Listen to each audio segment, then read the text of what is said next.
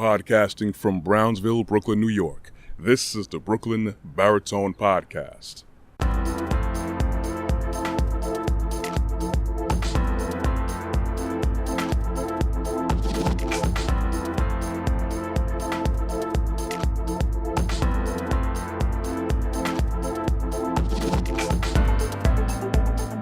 As usual, good morning, but whenever you choose to listen to this in the morning, afternoon, evening, or nighttime, I very much always appreciate the listens and the support. Stand up, my people. I get it, and much of the world gets it, that peoples of color have been downtrodden by European conquests and expansion. That's what we're going straight into today. But stick with me. For examples that I have, of course, written down. The Aborigines of Australia were forced into near annihilation while malnourishment and higher mortality rates continued to plague them. The Native Americans were forced onto reservations where malnourishment, inadequate education, and disease continued to plague them. Argentina is almost completely whitewashed through covert genocide, leaving almost no true peoples of color while assimilating all of their culture. Many of us get it. Many of us get it. Many of us still feel the effects of systemic ethnic bias. But what are we doing about it? We can always have solidarity and we could come together against bigots and against racists. But why don't we come together more when our own people commit terrible acts against each other? All right, two sides to the coin. I remember years ago that they had this phrase called stop snitching. They even had t-shirts, hats, the whole nine. But that stop snitching phrase itself is weak. Because basically what you were saying, all the murderers, all the rapists, all the people who assaulted others, all the lowlifes were able to run free because that they were brown skin or black skin. Now, I get it that we don't really want an external agency that is not of us to come and tell us how to do things. But we have to have proper solidarity and proper unity, which is insanely absent, especially in our culture. Now, one thing I'll always admit to is that I admire the solidarity of Muslim people and present Jews. They have their own internal issues, but they command recognition in their communities because they adhere to proper standards and they govern themselves. They make sure that we're gonna roll how we're gonna roll. We don't want anybody else who is not of us to come tell us how we're supposed to live. They have a common goal and theme and standards that they adhere to. Most of us, all over the world, any ethnic group, but I'm specifically talking about people of color. We don't have that unity, especially in this country.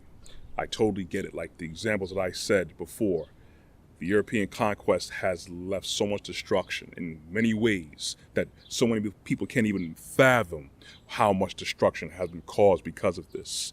Because now, it's not just Black Americans that are lazy, as people think, that are more prone to destruction, that are more prone to drug abuse, that are more prone to having inadequate education. You can see this is the direct effect from ethnic bias and racism against people of color. So it's not just America. Like I said before, it happened in Australia.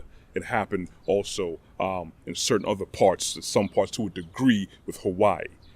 It happens in some parts, as I told you before, in Argentina, where there's a mindset where people of color are substandard. But at the same time, I get it. We've been pushed down, held down. But when are we going to get up? We're going to have to get up. I know that there's examples as Rosewood. I know there's examples of 1921 Tulsa, Oklahoma riots where Black people had their own, but then some peoples outside of their culture group came in and destroyed everything, leveled everything. I get it that people are always going to push back, but at the same time, you can't give up. You get pushed down, you got to get up. My people, stand up. when one of us does wrong, we need to correct that. Stop trying to just get yours and allow slackness to run rampant in our lives. Too much of us is just all about our own business, and we're not really trying to uplift each other. And I get it. A lot of people want you to mind your business. Nobody wants you to talk to the children or correct the children anymore, correct them. It's pride. We got to get past the pride, because pride is only going to focus on you, me, myself, and I, not everyone else. This is what I said. The present day Jews and even the Muslims, they go past that. We're going to have to get up and stand up. All right, we're going to have as much outcry for, as they say, black on black crime, even though there's white on white crime. I don't like making things straight about color, but people made these things about color. So they have insanely high statistics too against white on white crime as well. That's just really a narrative that people like to push all the time, part of indoctrination and programming. But anyways, getting back on track. We've been knocked down, but we got to get up. We got to get up.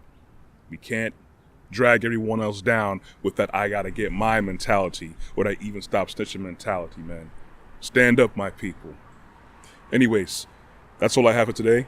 If you want to listen to any more of my content, you could always check out my website, which is www.brooklynbaritone.com.